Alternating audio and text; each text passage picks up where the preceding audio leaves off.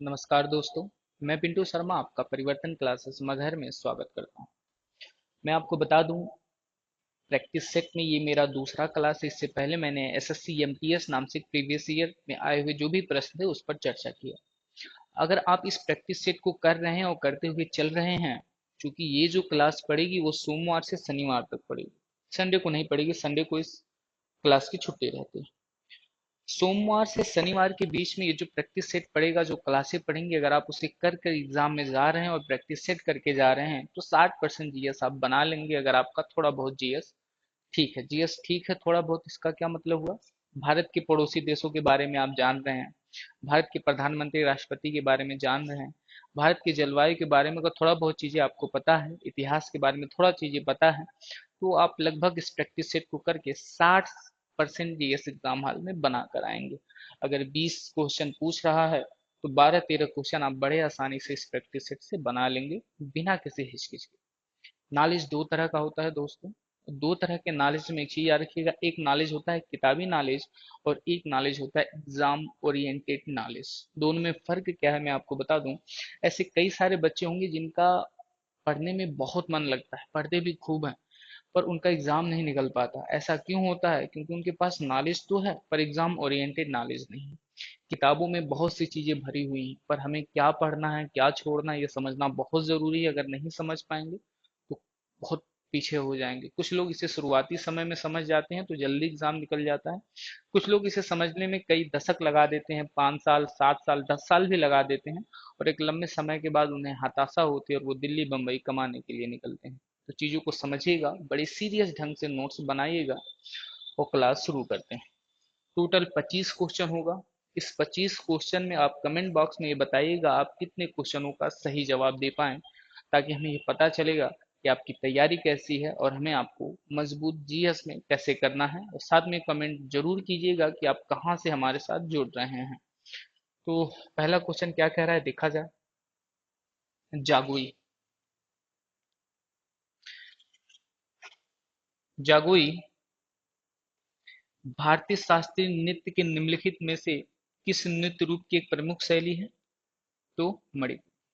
शास्त्रीय नृत्य की बात करें तो शास्त्रीय नृत्य की संख्या कितनी है? तो शास्त्रीय नृत्य की जो संख्या है वो टोटल संख्या 8। बात करें मणिपुर, तो मणिपुर की अगर बात कर रहा है, मणिपुर मणिपुर मणिपुर के शास्त्रीय नृत्य को क्या बोलते हैं? मणिपुरी। मणिपुर के शास्त्रीय नृत्य को क्या बोलते हैं? मणिपुरी। मणिपुरी के कलाकार कौन कौन से हैं? कलाकार, मणिपुरी शास्त्रीय नृत्य के कलाकार कौन कौन से हैं अगर आप समझ पाए? एक नाम आता है झावेरी बहनों का, बहुत फेमस नाम है, बहुत इंपॉर्टेंट नाम है, झावेरी बहन। झावेरी बहनें, ये 4 बहनें हैं, नैना, सुवर्णा, रंजना और दर्शना। ये 4 बहनों को कहा जाता है। फिर उसके बाद एक नाम आता है यल बीनो सिंह। यल बीनो सिंह, नल कुमार सिंह, नल कुमार सिंह, गुरु अमली सिंह। गुरु अमली सिंह का संबंध किससे है? तो गुरु अमली सिंह का जो संबंध है वो किससे? मणिपुर से। फिर एक नाम आता है गुरु बिपिन सिंह।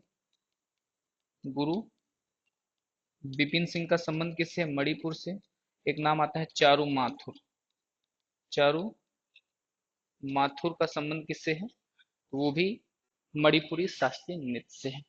बात करें सत्रिया कहाँ का शास्त्रीय नृत्य है, कोई बता पाएगा? सत्रिया असम का शास्त्रीय नृत्य है। और एक चीज याद रखिएगा, प्रश्न पूछ ले, सबसे नवीनतम शास्त्रीय नृत्य कौन सा है? सबसे नवीनतम, सबसे नवीनतम शास्त्रीय नृत्य, सबसे नवीनतम शास्त्रीय नृत्य कौन सा है? तो सबसे नवीनतम शास्त्रीय नृत्य है वो है सत्रिया। सबसे नवीनतम शास्त्रीय नृत्य सत्रिया। सबसे पुराना शास्त्रीय नृत्य कौन सा है?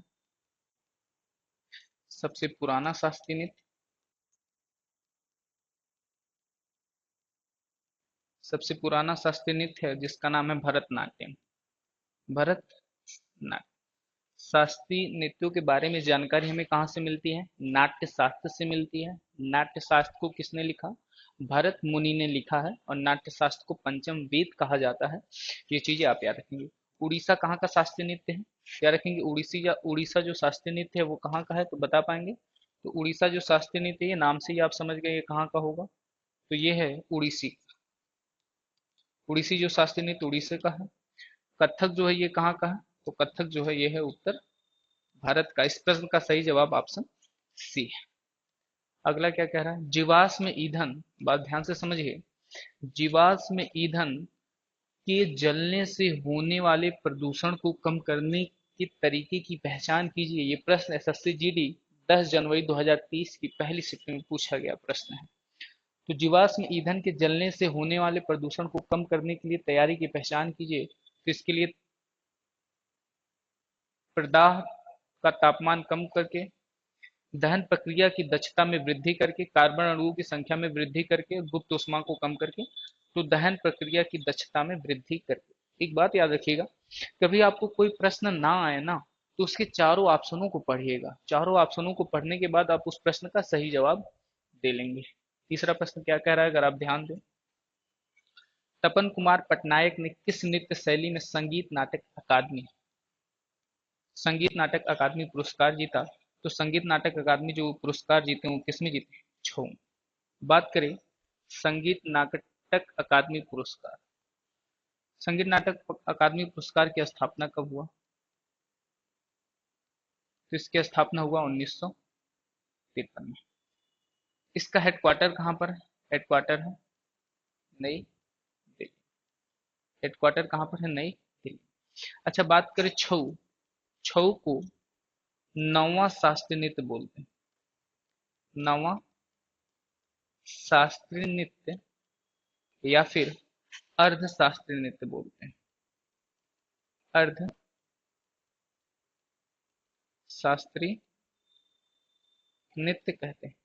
आप कहेंगे सर आपने अभी पीछे 8 शास्त्रीय नृत्य बताया। शास्त्रीय नृत्य 8 ही होते हैं, लेकिन जब एग्जाम में आपसे कहेगा कि नौवां शास्त्रीय नृत्य कौन सा है, तब वो छऊ होगा। नौवां शास्त्रीय नृत्य छऊ है, और छऊ शास्त्रीय नृत्य को अर्ध शास्त्रीय नृत्य भी कहा जाता है। अब अगर एक बात याद रखें आप, इस छऊ नृत्य 3 प्रकार का होता है। छऊ नृत्य कितने प्रकार का होता है? 3 प्रकार का होता है। एक होता है पुरुलिया छऊ। कौन सा छऊ होता है? पुरुलिया छऊ। एक होता है मयूरभंज छऊ। मयूरभंज छऊ। और एक होता है सराय केला छऊ। अच्छा, ये जो पुरुलिया छऊ है, पुरुलिया छऊ, ये पुरुलिया छऊ याद रखेंगे, ये है पश्चिम बंगाल का। जो मयूर छऊ है ये है उड़ीसा का। और जो सरायकेला छऊ है ये कहाँ का है? तो ये है झारखंड का। कहाँ का है? झारखंड। अगर आप थोड़ा सा ध्यान दें तो छऊ जो शब्द है, छऊ शब्द, ये संस्कृत के छाया शब्द से लिया गया है। छाया शब्द से लिया गया। छऊ शब्द संस्कृत के छाया शब्द से लिया गया है। छऊ के कलाकार कौन कौन से हैं? कलाकार, तो कलाकार में एक नाम आता है, अगर आपको पता हो।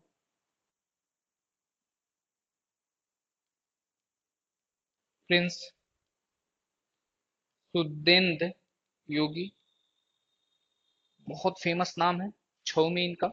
सबसे ज्यादा फेमस प्रश्न और भी पूछे जाते हैं इन्हीं का है। कलाकार में प्रिंस सुदेंद्र योगी। एक नाम है चारू माथुर करके नाम आता है, नहीं, चारू माथुर करके नाम आता है मणिपुर में। उसके बाद बात करें कि कुचिपुड़ी कहाँ का शास्त्रीय नृत्य है? कुचिपुड़ी कहाँ का शास्त्रीय नृत्य है? तो कुचिपुड़ी जो शास्त्रीय नृत्य है वो कहाँ का? आंध्र प्रदेश का है। सत्रिया असम का है। उड़ीसी कहाँ का है? उड़ीसी का है। फिर आगे चला जाए, चौथा प्रश्न। 1958 में, ये एसएससी जीडी के 10 जनवरी 2023 का पहला शिफ्ट का पेपर है। 1958 में डोवर से कैलिस तक इंग्लिश चैनल को पार करने वाले पहले भारतीय कौन थे, जो 1966 में एक कैलेंडर वर्ष में 5 महाद्वीप के महासागर, एक कैलेंडर वर्ष का मतलब होता है एक साल, एक कैलेंडर वर्ष में 5 महाद्वीप के महासागरों में तैराकी करने वाले एकमात्र व्यक्ति हैं, तो वो कौन है? मिहिर सिंह। मिहिर से। अगला प्रश्न क्या कह रहा है? महात्मा गांधी नई श्रृंखला के 2000 रुपए के बैंक नोट के पृष्ठ भाग पर चित्र है। यानी 2000 रुपए नोट के पीछे किसका चित्र है? मंगल यान का चित्र। अगर आपको पता हो तो आप मुझे बता सकते हैं 10 रुपए नोट के पीछे किसका चित्र है? 20 रुपए नोट के पीछे किसका चित्र है? 20 रुपए नोट के पीछे 50 रुपए नोट के पीछे 50 रुपए नोट के पीछे 100 रुपया 200 रुपया 500 रुपया और 2000 रुपया। तो 2000 रुपये। तो बात ध्यान से समझिए। 10 रुपए नोट के पीछे तो कोणार्क का सूर्य मंदिर है। कोणार्क का सूर्य मंदिर। 20 रुपए नोट के पीछे एलोरा की गुफा। एलोरा की गुफा। ये एग्जामों में प्रश्न पूछा जाता है कि किस नोट के पीछे किसका चित्र है। ये 50 रुपए नोट के पीछे कर्नाटक का हम्पी है। 100 रुपए नोट के पीछे रानी की बाव। रानी की बाव। या फिर अगर ये ऑप्शन में नहीं मिलेगा तो कंचनजंगा। कंचनजंगा। जैसे 100 रुपए में दो नोट आती है, अगर आपको पता है, एक नई नोट और एक पुरानी नोट आती है। 200 रुपए नोट के पीछे क्या है? तो 200 रुपए सांची का स्तूप। सांची का स्तूप। 500 रुपए नोट के पीछे लाल किला। 500 रुपए नोट के पीछे लाल किला। 2000 रुपए नोट के पीछे मंगलयान, जो 2013 में भेजा गया था मॉम मिशन के तहत, वो मंगलयान। पूछा क्या? 2000 रुपए नोट के पीछे किसका चित्र है? तो मंगलयान का चित्र। अच्छा, आप बता पाए नोट पर कितनी भाषाएं होती हैं? कितनी भाषाएं होती हैं? यानी आप एक नोट उठाइए और उस पर कितनी भाषाएं होती हैं, तो याद रखेंगे नोट पर जो होती है वो 17 भाषाएं होती हैं। लेकिन अगर आपसे पूछ ले कि नोट के पैनल पर कितनी भाषाएं होती हैं, तो 15 भाषा होती हैं। पैनल पर कितनी भाषा होती है? नोट के पैनल पर भाषा। तो नोट के पैनल पर जो भाषा होती है उस भाषा का नाम 15 है। अच्छा, कौन सी दो भाषाएं घटी? एक हिंदी और एक राजस्थानी। ये दो भाषाएं नहीं होती। इसके अलावा अगर आप ध्यान दें, अगला प्रश्न क्या कह रहा है? कौन सी अक्षांश रेखा, ध्यान समझिए, कौन सी अक्षांश रेखा भारत की मध्य से होकर गुजरती है, जो देश की जलवायु को प्रभावित करती है? यानी अक्षांश रेखा, कर्क रेखा, मकर रेखा, भूमध्य रेखा, इन तीन रेखाओं में से कौन सी रेखा है जो भारत के बीचों बीच से होकर गुजरती है? तो कौन सी रेखा है? अगर आप बता पाए तो उस रेखा का नाम क्या है? कर्क रेखा। कर्क रेखा याद रखेंगे भारत के 8 राज्य से होकर गुजरती है। भारत के 8 राज्यों से होकर गुजरती है। भारत के कितने राज्यों से होकर गुजरती है? 8 राज्यों से होकर गुजरती है। 8 राज्यों का नाम कौन कौन सा है? अगर आप ध्यान दें तो 8 राज्यों का नाम है मित्र, पर, गमछा, झार। वो 8 राज्य कौन कौन से? अगर आप ध्यान दें तो यम से हो गया मिजोरम। मिजोरम। पी से हो गया त्रिपुरा। त्रिपुरा। पर से हो गया पश्चिम बंगाल। पश्चिम बंगाल। गस हो गया गुजरात। गस हो गया गुजरात। मस हो गया मध्य प्रदेश। छस हो गया छत्तीसगढ़। छत्तीसगढ़। झा से हो गया झारखंड। झारखंड। और रस हो गया राजस्थान। अच्छा, इनमें अगर बात करें कि कर्क रेखा भारत के किस राज्य में सबसे पहले काटती है, यानी भारत के किस राज्य को सबसे पहले काटती है, तो राजस्थान को सबसे पहले काटती है। और सबसे अंतिम में कर्क रेखा भारत के किस राज्य को काटती है, तो वो मिजोरम को काटती है। अगर आप बात ध्यान दें, कर्क रेखा को 2 बार काटने वाली नदी, कर्क रेखा को 2 बार काटने वाली नदी कौन सी है? काटने वाली नदी, तो कर्क रेखा को 2 बार काटने वाली नदी का नाम है माही नदी। यानी 2 बार काटती है कौन सी नदी? माही नदी। जैसे अगर ये कोई नदी जा रही है तो इस नदी को एक बार यहाँ काट दे, एक बार यहाँ काट दे, तो दो बार जो नदी काटी जाती है, तो कर्क रेखा को दो बार काटने वाली नदी कौन सी? माही। अच्छा, बात करें मकर रेखा को दो बार काटने वाली नदी कौन सी है? मकर रेखा को दो बार काटने वाली नदी, दो बार काटने वाली नदी कौन सी है? तो मकर रेखा को जो दो बार काटने वाली नदी है, उसका नाम है लिम्पोपो नदी। लिम्पोपो नदी। लिम्पोपो नदी बहुत इंपॉर्टेंट है, पेपर में कई बार पूछा गया है। और एक है भूमध्य रेखा को दो बार काटने वाली नदी, दो बार काटने वाली नदी कौन सी जो भूमध्य रेखा को दो बार काटती है? तो उसका नाम है कांगो नदी। कौन सी नदी? कांगो नदी दो बार काटती। चलिए अगले प्रश्न पर चला जाए, और आप कमेंट बॉक्स के आखिरी में जरूर बताइएगा कि आपका कितना प्रश्न सही हुआ है। चैनल पर पहली बार है तो सब्सक्राइब जरूर कीजिएगा, ऐसे बेहतरीन बेहतरीन प्रश्न इस चैनल पर करवाए जाते हैं। सातवां प्रश्न क्या कह रहा है? निम्नलिखित में से किस मौर्य राजा के शासनकाल में कलिंग युद्ध लड़ा गया था? इसका सही जवाब क्या होगा? अशोक। सही जवाब क्या है इसका? अशोक। अच्छा, थोड़ा अशोक के बारे में देखा जाए। अशोक वंश का है, किस वंश का? तो ये मौर्य वंश का शासक, मौर्य वंश का। अगर बात करें मौर्य वंश का शासनकाल कब से कब तक है, तो मौर्य वंश का शासनकाल 322 बीसी से लेकर और 185 बीसी तक है। मौर्य वंश के संस्थापक की बात करें, संस्थापक कौन थे? तो मौर्य वंश के संस्थापक का नाम था चंद्रगुप्त मौर्य। चंद्रगुप्त मौर्य। उसके बाद जो शासक बने थे वो बने थे बिंदुसार। उसके बाद जो शासक बने थे वो कौन बने थे? बिंदुसार। और बिंदुसार के बाद जो शासक बना था वो कौन बना था? अशोक। और याद रखेंगे, मौर्य वंश का अंतिम शासक पेपर में सबसे ज्यादा अगर कोई प्रश्न पूछा गया तो यही पूछा गया है कि मौर्य वंश का अंतिम शासक कौन था? तो मौर्य वंश के अंतिम शासक का नाम है बृहद्रथ। मौर्य वंश का अंतिम शासक का नाम क्या है? बृहद्रथ। मौर्य वंश के अंतिम शासक का नाम बृहद्रथ है। अच्छा, आप मेरी एक बात याद रखिए, चंद्रगुप्त मौर्य का शासनकाल 322 बीसी से लेकर 298 बीसी तक। बिंदुसार का शासनकाल 298 बीसी से लेकर 273 बीसी तक। और अशोक का शासनकाल 269 बीसी से लेकर 232 बीसी तक। जब अशोक शासक बना तो अशोक के शासन बनने के 9 वर्ष बाद, यानी 271 बीसी में कलिंग युद्ध हुआ। कौन सा युद्ध हुआ? कलिंग युद्ध हुआ। अच्छा, जब ये पेपर में प्रश्न है कि कलिंग युद्ध कब हुआ था? 271 बीसी में कलिंग युद्ध हुआ था। कलिंग युद्ध हुआ था तो कलिंग का राजा राजा अनंत पद्मनाभम था। कलिंग युद्ध में थोड़ा सा आप ध्यान दें, कलिंग युद्ध, इसे थोड़ा यहाँ से डिलीट कर दें।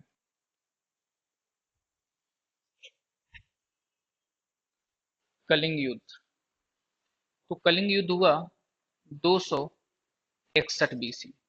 अच्छा, कलिंग युद्ध 261 बीसी में जब हुआ था, तो कलिंग युद्ध के बारे में जानकारी, के बारे में जानकारी जानकारी अशोक के 13वें अभिलेख से मिलती है। 13वें अभिलेख से मिलती है। अशोक के किस अभिलेख से मिलती है? 13वें अभिलेख से मिलती है। ये थोड़ा सा पॉइंट आप याद रखेंगे किस युद्ध के बारे में? कलिंग युद्ध के बारे में। कलिंग युद्ध के समय जो कलिंग का राजा था वो अनंत पद्मनाभम था। अशोक ने इस युद्ध को लड़ा था कलिंग में, और इसके बाद इसके हृदय में परिवर्तन आया तो इसने युद्धों को छोड़ दिया था। अशोक के कितने अभिलेखों में नाम अशोक नाम से मिलता है? तो 4 नाम में, 4 अभिलेख ऐसे हैं जहां पर अशोक का नाम अशोक मिलता है। इसे देव प्रियमा कहा गया है। इसे अशोक को उपनाम देव नाम प्रिमा है। आप अगर मेरी बात ध्यान से समझ पा रहे हैं, तो जो मौर्य वंश है, मौर्य वंश किस वंश में आ रहा था, किस साम्राज्य में? तो आप जब एक वंश पढ़ेंगे मगध वंश, कौन सा वंश पढ़ेंगे? मगध वंश। मगध वंश में 4 वंशों ने शासन किया। 4 वंशों ने शासन। मगध वंश में कितने वर्षों वंशों ने, 4 वंशों ने शासन किया। और उन 4 वंशों में एक नाम आता है हयक वंश। हयक वंश। एक नाम आता है शिशुनाग वंश। कौन सा वंश? शिशु नाग वंश। तीसरा वंश आता है नंद वंश। नंद वंश। और चौथा वंश आता है मौर्य वंश। और कलिंग युद्ध मौर्य वंश में लड़ा गया था, तो हमने मौर्य वंश के बारे में आपको काफी सारी चीजें बता दी, इतना याद रखेंगे। मगध वंश पे कितने वंशों ने शासन किया है? 4 वंशों ने शासन किया। अगले प्रश्न का जवाब दीजिए, स्क्रीन पर ये रहा प्रश्न। प्रश्न क्या कह रहा है? भारत में पहली संपूर्ण जनगणना कब की गई थी? इसका सही जवाब क्या होगा? संपूर्ण जनगणना हुई थी 1881। बात करें, अगर आप समझ पाए, जनगणना का अध्ययन क्या कहलाता है? डेमोग्राफी। जनगणना का अध्ययन क्या बोलते हैं? डेमोग्राफी कहलाता है। 11 जुलाई को जनसंख्या दिवस के रूप में मनाया जाता है। अगर आप ध्यान दें, विश्व की पहली जनगणना कब हुई? विश्व की पहली जनगणना, विश्व की पहली आधुनिक जनगणना कब हुई?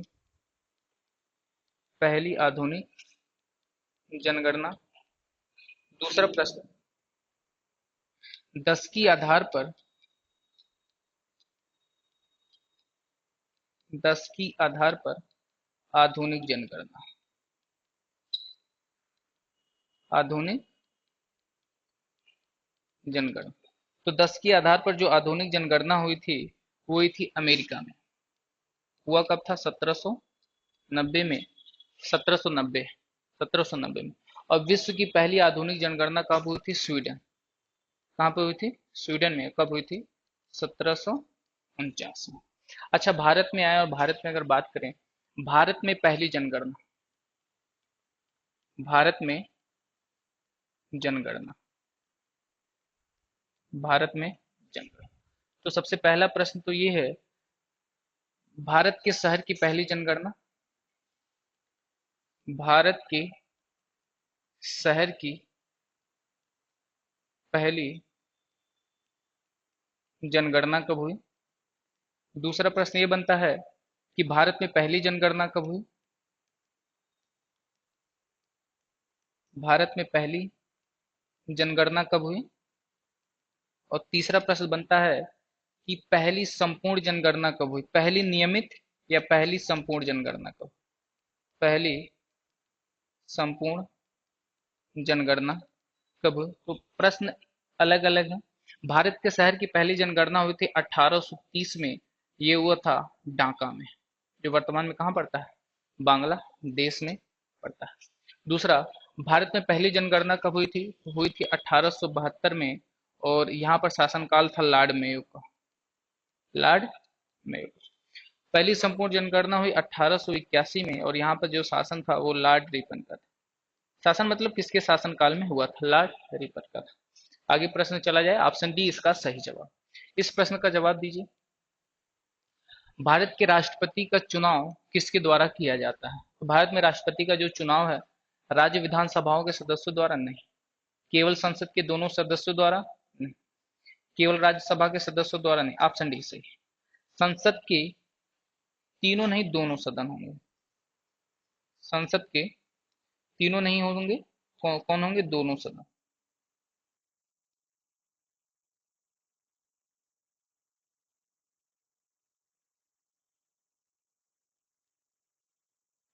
संसद के दोनों सदन। दोनों सदन कौन? लोकसभा और राज्यसभा। दोनों सदन के निर्वाचित सदस्य और राज्य विधानसभाओं के सदस्य।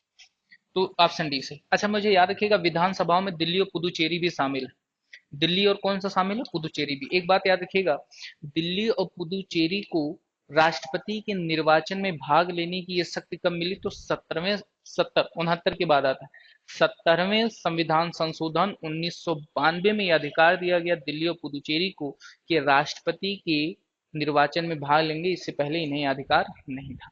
अच्छा, राष्ट्रपति कहाँ पे आते हैं? संघ। संविधान में पार्ट 5, संविधान में एक पार्ट पढ़ेंगे, संविधान में भाग 5, संविधान में संघ भाग 5 में है। इसके लिए जो अनुच्छेद है, अनुच्छेद अनुच्छेद कितना है, तो अनुच्छेद 52 से लेकर 151 तक। राष्ट्रपति के बारे में, राष्ट्रपति संबंधित अनुच्छेद, राष्ट्रपति संबंधित अनुच्छेद, अनुच्छेद यानी राष्ट्रपति से संबंधित कौन कौन से अनुच्छेद हैं जो पेपर में खूब तबाही मचाते हैं। एक, अनुच्छेद 52, अनुच्छेद 53, 54, 55, 56, 57, 58, 59, अनुच्छेद 60 और अनुच्छेद 61। ये वो अनुच्छेद है राष्ट्रपति संबंधित जो पेपर में खूब पूछे जाते हैं। इनकी एक ट्रिक है जो जुबान पर होती है ज्यादातर बच्चों को, जैसे पकानी, कोका, दुयो, दसम। प से पद, राष्ट्रपति का पद। क से होगा कार्यपालिका की शक्ति। कार्यपालिका की शक्ति किसमें होगी, राष्ट्रपति में होगी, लेकिन वास्तविक कार्यपालिका की शक्ति किसके पास होगी, प्रधानमंत्री के पास होगी। निर्वाचन, निर्वाचन राष्ट्रपति का निर्वाचन कैसे होगा। कोटा, कार्यकाल, योग्यता।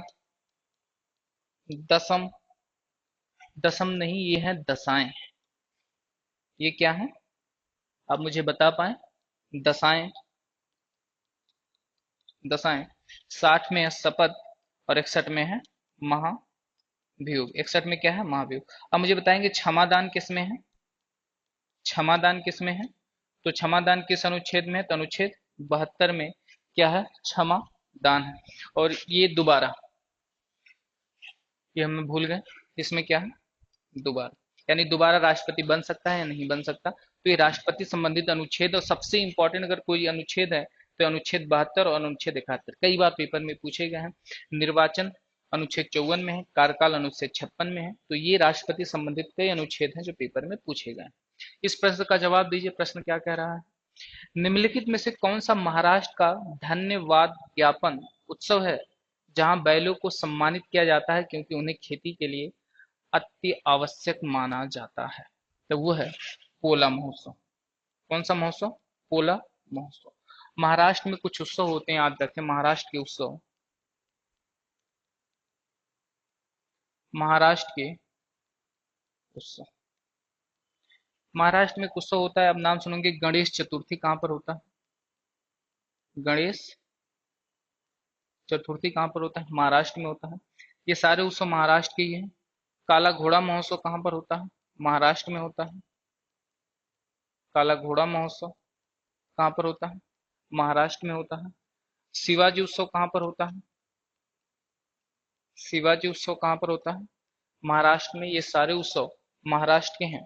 अगला प्रश्न क्या कह रहा है, भारतीय संविधान की मूल लेख में कितने अनुच्छेद हैं, तो अनुच्छेद है 395। ये इसका सही जवाब। अगला प्रश्न, निम्न में से क्या सातवीं पंचवर्षीय योजना के मुख्य उद्देश्य में से एक था। जो भारत में 12 पंचवर्षीय योजनाएं चलाई गई थी, उन 12 पंचवर्षीय योजनाओं में पूछ रहा है कि सातवीं पंचवर्षीय योजना का उद्देश्य क्या था। तो सातवीं पंचवर्षीय योजना का उद्देश्य था खाद्य उत्पादों में वृद्धि। अच्छा, बात करें योजना आयोग के बारे में।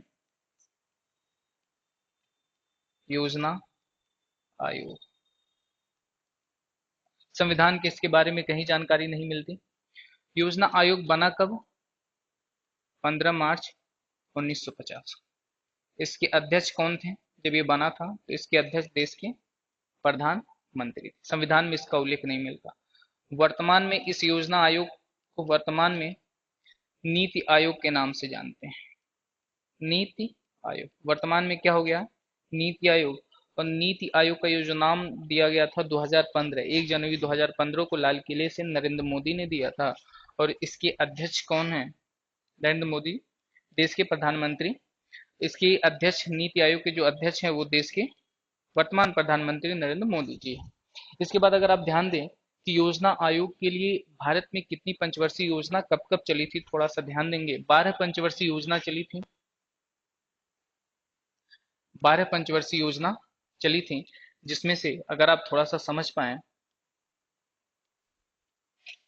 पहली पंचवर्षीय योजना, दूसरी, तीसरी। पहली पंचवर्षीय योजना 1951 से 1956 तक, दूसरी 1956 से 1961 तक, तीसरी पंचवर्षीय योजना 1961 से 1966। उसके बाद योजना अवकाश आया।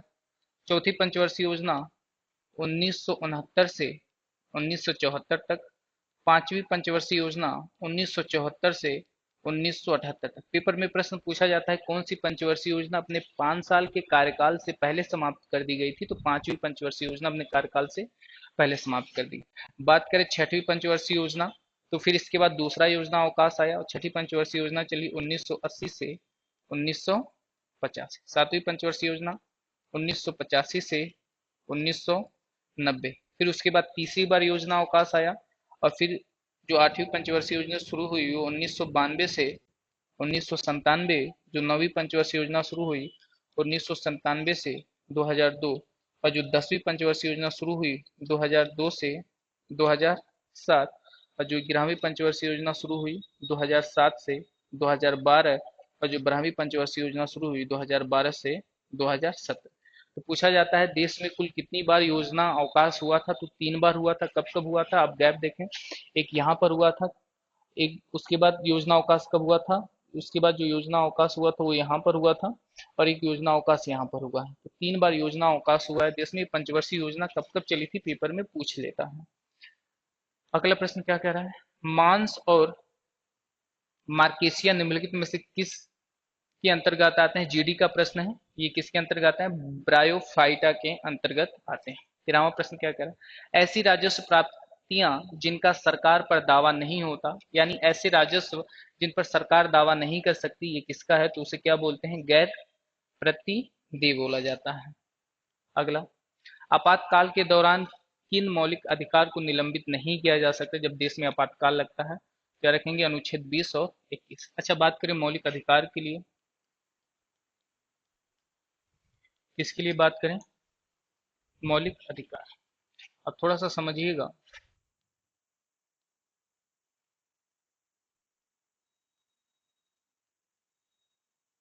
मौलिक अधिकार या इसे ही मूल अधिकार बोलते हैं, इसे ही मूल अधिकार, मौलिक अधिकार या इसे क्या बोलते हैं, मूल अधिकार। मेरी बात ध्यान से समझे, किस भाग में है ये, भाग 3 में है। अनुच्छेद, अनुच्छेद इसका है तो याद रखेंगे 12 से 35। किस देश के संविधान से लिया गया है, तो अमेरिका के संविधान से लिया गया है, अमेरिका के संविधान से लिया गया है,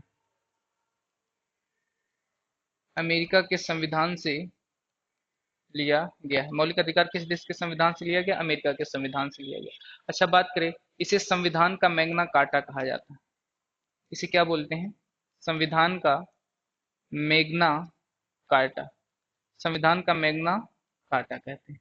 मौलिक अधिकार पेपर में कई बार प्रश्न बना है, 10 बार ये प्रश्न बना है कि किस संविधान के भाग को संविधान का मैग्ना कार्टा कहा जाता है, तो भाग 3 को संविधान का मैग्ना कार्टा कहा जाता है। बात करें मूल संविधान में, मौलिक अधिकार, मूल संविधान में,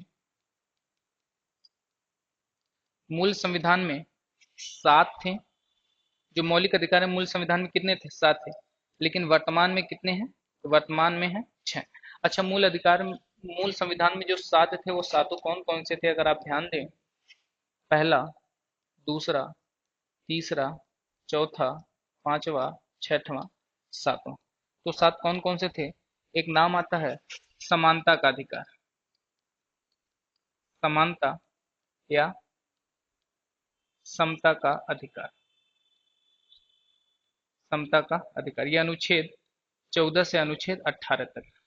दूसरा था स्वतंत्रता का अधिकार, स्वतंत्रता का अधिकार, स्वतंत्रता का अधिकार कहाँ से था? 18 आर्टिकल 19 और आर्टिकल 22। तीसरा आ गया शोषण के विरुद्ध अधिकार। शोषण के विरुद्ध अधिकार। शोषण के विरुद्ध अधिकार, ये आर्टिकल 23 और आर्टिकल 24। चौथा आ गया धार्मिक स्वतंत्रता का अधिकार। धार्मिक स्वतंत्रता का अधिकार, ये कहाँ से? आर्टिकल 25 से आर्टिकल 28 तक। पांचवा आ गया समानता स्वतंत्रता, शोषण के विरुद्ध अधिकार, धार्मिक स्वतंत्रता का, सांस्कृतिक एवं शिक्षा का अधिकार। सांस्कृतिक एवं शिक्षा का अधिकार, ये आ गया आर्टिकल 29 और आर्टिकल 30। और ये आ गया संपत्ति का अधिकार। संपत्ति का अधिकार, और ये आ गया संवैधानिक उपचारों का अधिकार। संवैधानिक उपचारों का अधिकार। संवैधानिक उपचारों का अधिकार। संपत्ति का अधिकार आर्टिकल 31 में है, संवैधानिक उपचारों का अधिकार आर्टिकल 32 में। तो इन सातों में से वो कौन सा संविधान मौलिक अधिकार है जिसे हटा दिया गया? तो याद रखेंगे, जिसे मूल संविधान से हटा दिया गया वो कौन सा? संपत्ति का अधिकार।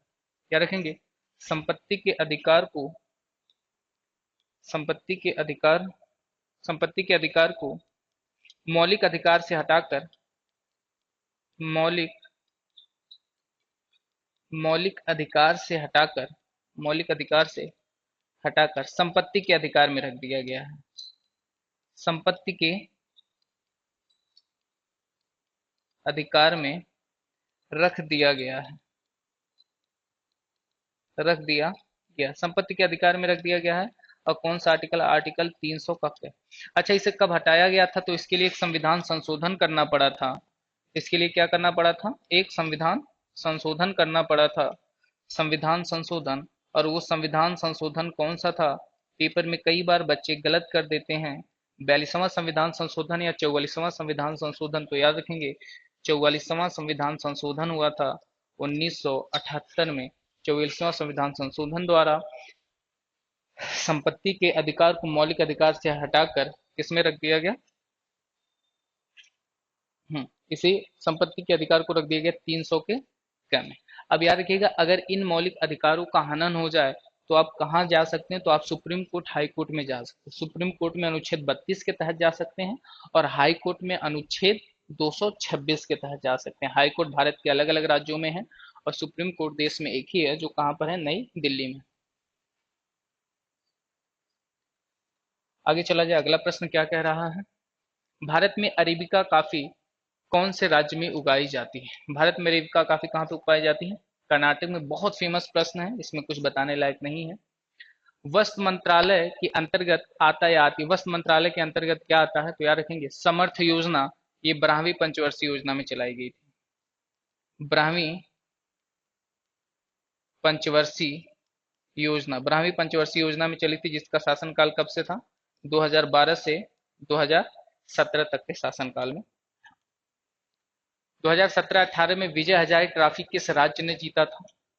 इस प्रश्न ने जीडी में सबका दिमाग घुमा दिया था। क्यों घुमा दिया था? आप थोड़ा सा समझें कि 2023 में प्रश्न हुआ, 2023 का एग्जाम था, पूछा कब? 5 साल बाद 2017-18 में विजय हजारे ट्रॉफी किस राज्य ने जीता था? तो जीता था किसने? कर्नाटक ने। अच्छा, अगर आप मेरी बात ध्यान से समझें, विजय हजारे ट्रॉफी, विजय हजारे ट्रॉफी का संबंध किससे है? क्रिकेट से। किससे? क्रिकेट। क्रिकेट की ट्रॉफी। मेरी बात ध्यान से समझ, विजय हजारे ट्रॉफी 2023 में किसने जीता? 2023 में जीता, तो 2023 में से हरियाणा जीता है। अच्छा, बात करें विजय हजारे ट्रॉफी सर्वाधिक बार किसने जीता? सर्वाधिक बार जीता, तो सर्वाधिक बार इसे तमिलनाडु जीता है। टोटल कितनी बार? 5 बार जीता है। विजय हजारे ट्रॉफी का संबंध किससे है? क्रिकेट से। अब आते हैं क्रिकेट की ट्रॉफी। क्रिकेट की ट्रॉफी। क्रिकेट में कौन कौन सी ट्रॉफियां होती हैं, पेपर में खूब पूछी जाती हैं। जैसे एक ट्रॉफी है रणजी, ट्रॉफी कौन सी ट्रॉफी है, रणजी ट्रॉफी।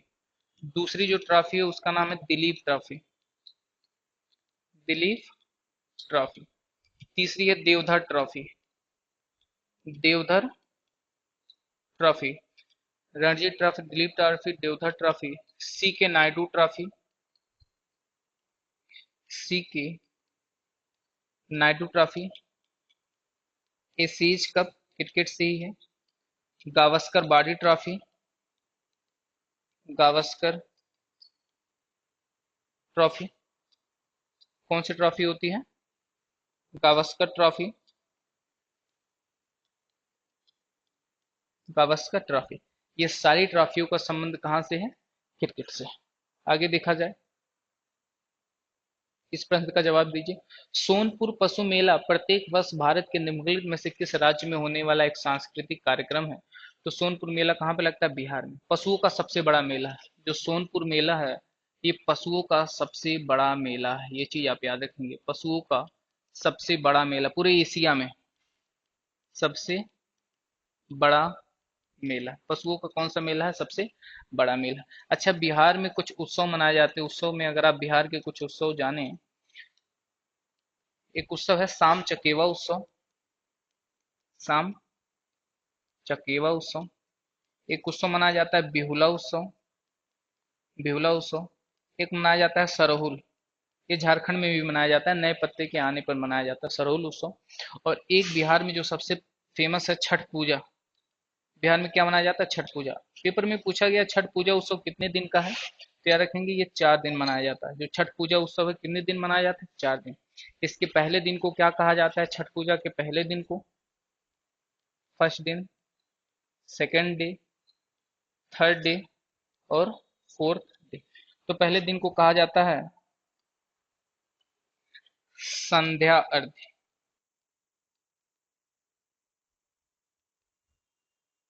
नहीं नहीं, थोड़ा सा रुकिए। छठ पूजा 4 दिन चलता है।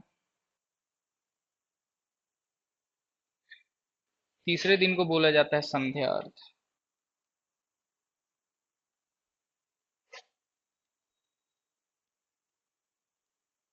संध्या अर्घ्य, पूसा अर्घ्य, लोहड़ा, और पहले दिन को बोला जाता है, पहले दिन को क्या कहा जाता है अगर आप ध्यान दें, नहाए खाए, नहाए खाए, लोहड़ा, संध्या अर्घ्य और पूसा अर्घ्य। इसके बाद आगे देखा जाए, 20वां प्रश्न, ग्रेट बैरियर रीफ निम्नलिखित में से किस देश के तट पर स्थित है। तो निम्नलिखित में जिस देश के तट पर स्थित है उसका क्या बोला जाता है, ऑस्ट्रेलिया। पेपर में बहुत बार पूछा गया, बहुत इंपॉर्टेंट प्रश्न है ये।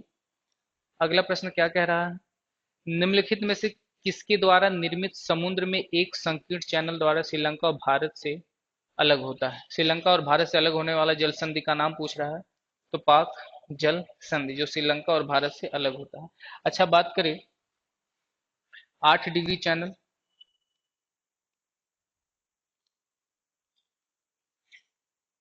8 डिग्री चैनल, 9 डिग्री चैनल और 10 डिग्री चैनल। 8 डिग्री चैनल किस किस के बीच पड़ता है, तो 8 डिग्री जो चैनल है ये मालदीव, मालदीव और मिनिकॉय, मिनिकॉय के बीच। 9 डिग्री चैनल मिनिकॉय और लक्षद्वीप के बीच, लक्षद्वीप की। और 10 डिग्री चैनल लघु अंडमान और कार निकोबार के बीच, कार निकोबार के बीच पड़ता है। इसका सही जवाब होगा पाक जल संधि। अगला प्रश्न कौन सा है, ये सारे प्रश्न यूपी पुलिस 17 फरवरी की पहली शिफ्ट में जो पेपर आया था, ये वो प्रश्न क्या कह रहा है, भारत की पूर्वी तट पर स्थित खारे पानी की सबसे बड़ी झील, भारत की पूर्वी तट पर स्थित खारे पानी की सबसे बड़ी झील कौन सी है, भारत की पूर्वी तट पर स्थित खारे पानी की सबसे बड़ी लैगून झील। तो पूर्वी तट पर स्थित खारे पानी की सबसे बड़ी लैगून झील कौन सी है, चिल्का झील। कुछ झीलें मैं आपसे पूछ लूं, जैसे लोनार झील कहाँ की है, महाराष्ट्र की। कोलेरू झील कहाँ की है? आंध्र प्रदेश की। उसी तरह कुछ झीलें हैं जो मैं अगर आपसे पूछ लूं, जैसे एक झील है लोकटक झील, लोकटक झील। फिर उसके बाद एक झील है नौकुचिया झील। र-